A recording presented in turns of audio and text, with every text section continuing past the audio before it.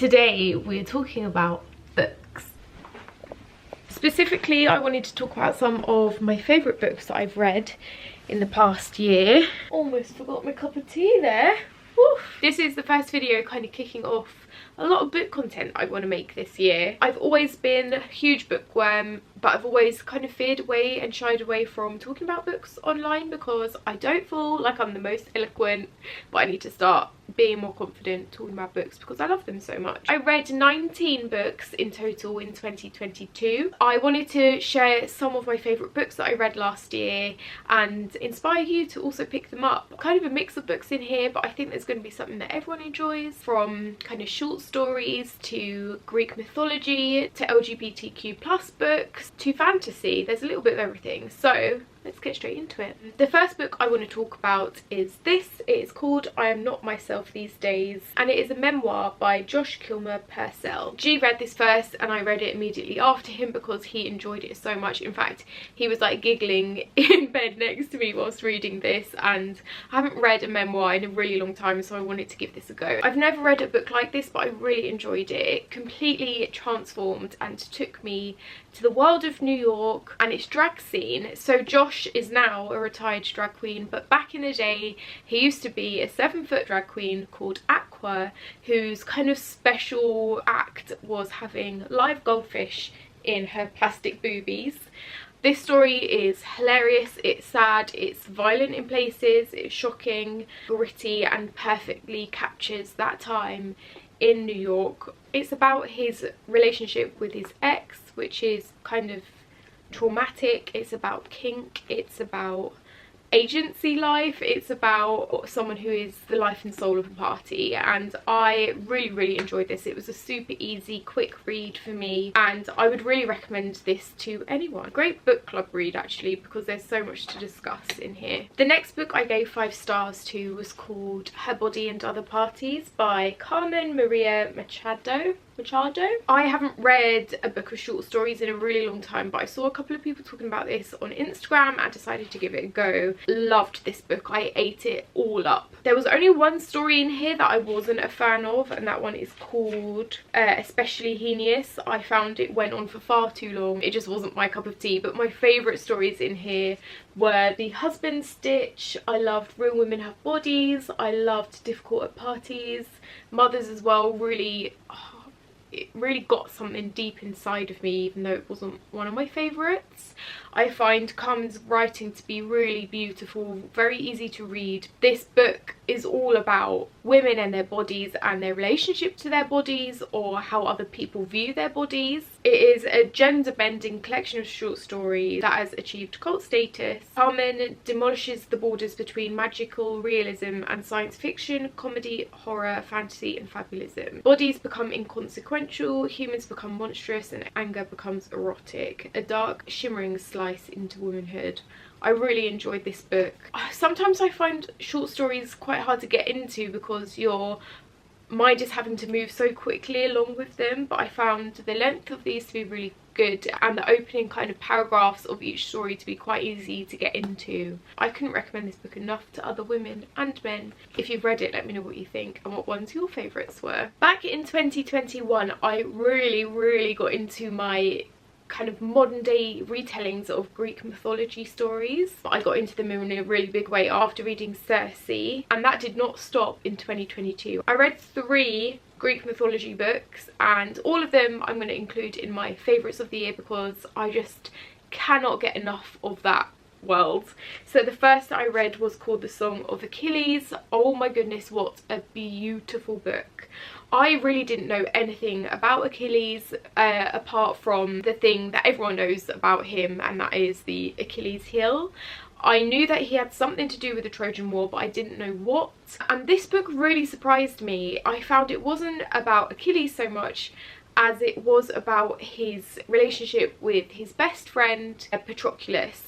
I don't want to spoil too much of this or give it away, and I kind of don't really want to tell you what it's really about. I want you to discover that for yourself, but Madeline Miller did a beautiful job of bringing this coming of age love story. It just was such a beautiful book. It made me cry, and I feel like I was enjoying it so much that I slightly rushed it, and I really regret that.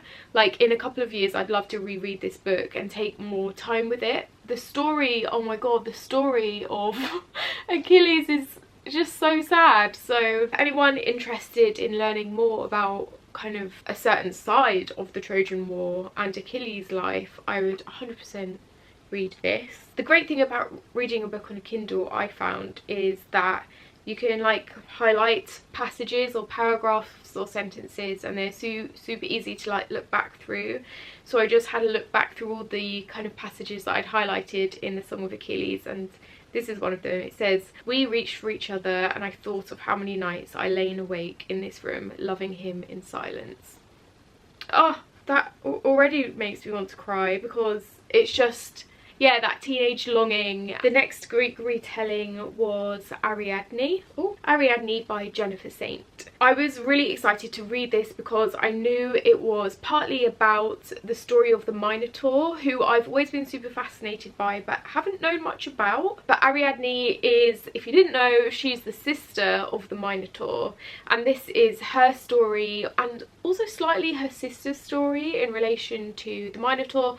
The Minotaur part of the story is only about the first 20-30%, and it really tells the story of Ariadne, who falls in love with Theseus, who is a very important kind of grand figure in Greek mythology. Again, I'd heard of Theseus but didn't really know what he did or what role he played in the Greek gods and goddesses story, but she falls in love with him, and this is really a story about women in that kind of whole Greek mythology age, about how women have to always pay and end up paying for the actions of men. I loved kind of the second half of this book where Dionysus comes into the story.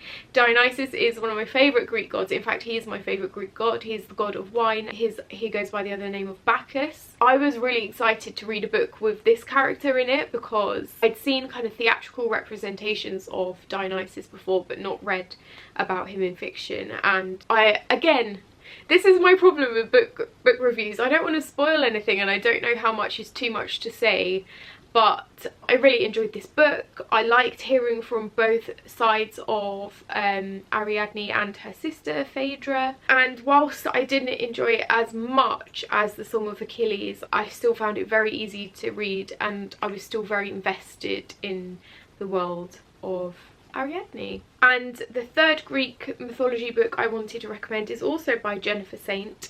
It is her book Elektra. It's so annoying that I read and love my Kindle so much because it's nicer to hold up a physical copy when reviewing books, but here is what it looks like in black and white. Elektra I read towards the end of last year, and oh, I loved this for so many reasons. Firstly, because it tells a really good story of the Trojan War from 3 different points of view, which was so fascinating. It tells the story from Cassandra's point of view, who is the sister of Paris. It tells the story of Clytemnestra, whose sister is Helen of Troy. Helen is the reason the whole kind of Trojan War broke out in the first place, so it's told from her sister's point of view. And then it's also told from Elektra, who is Clytemnestra's daughter. One of the reasons, and I don't think I would have enjoyed this book as much as I had if it hadn't have been for Punch Drunk's immersive theatrical performance in London at the moment. It's called The Burnt City, and it's basically an immersive telling of the Trojan War in a sense. It has Clytemnestra, it has Cassandra, it doesn't have Elektra, but it does have Iphigenia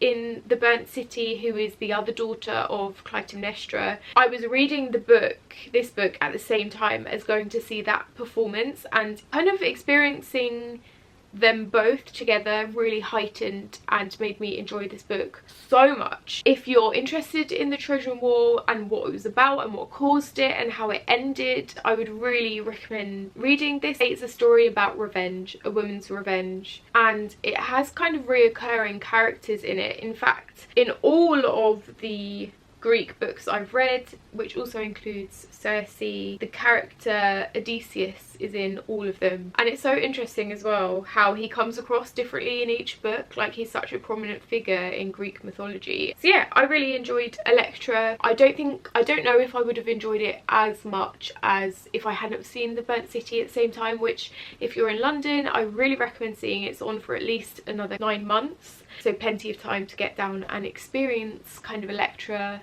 come to life in a way, along with many other stories. I think Achilles and Patroclus are slightly in The Burnt City as well. Another book I gave 5 stars to in 2022 is called A Little Life. I will leave links to all these books down below as well, and I'll leave a link to my goodreads down below as well, so you can keep a track on what I've been reading recently. But I was very late to the party on this. I realised it's got quite a big cult following. I do not regret picking up this book or reading it and spending hours invested in it at all. It was incredible. One of my favourite books I think I've ever read. It's definitely on the same level as The Secret History, which is one of my, like, probably my all-time favourite book. It's a long one.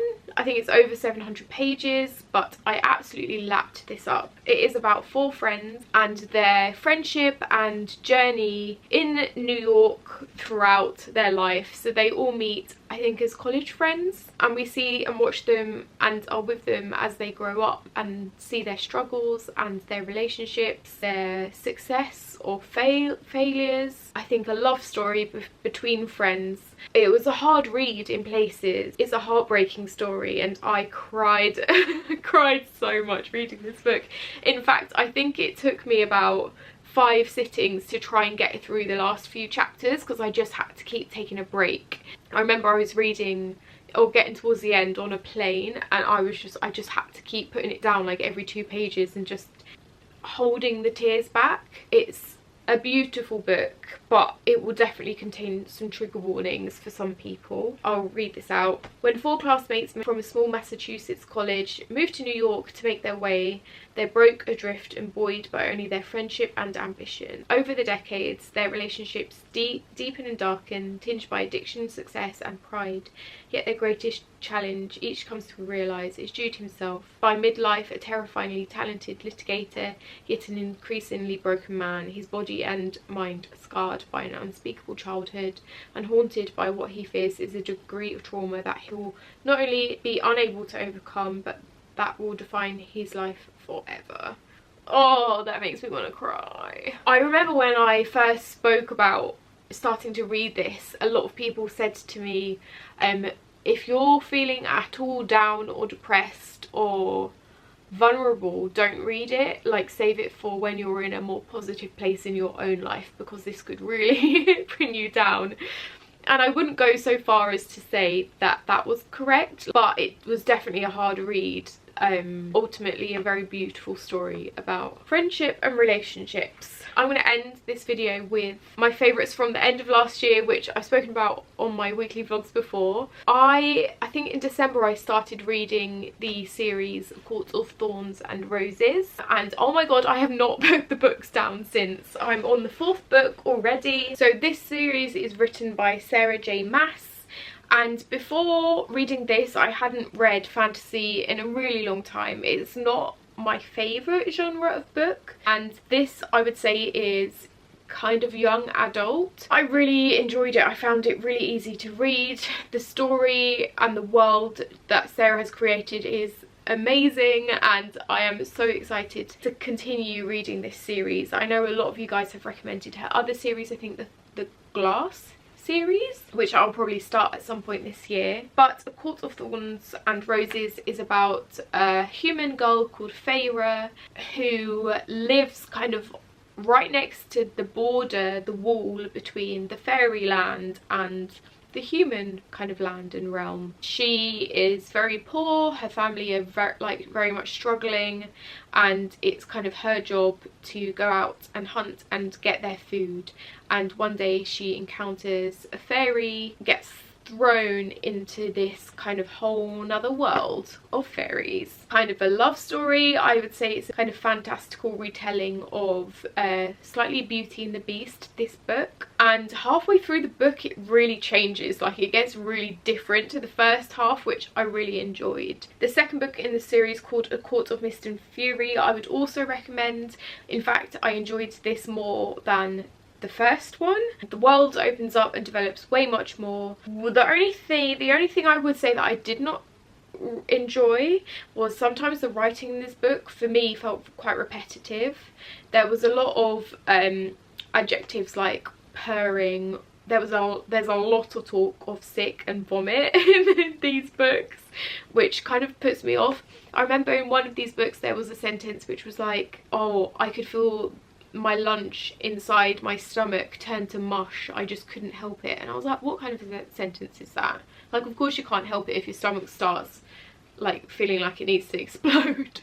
I don't know, sometimes the language is a little bit, it grates on me a little bit, but the overall story I really enjoy, and I do feel like that kind of language has died down as the books have progressed, I guess, as the story grows up a bit. The second book in the series is super sexy, like super sexual tension, which I really enjoyed. I'd never really read a book with kind of sex in it before, and I found that I really enjoyed that.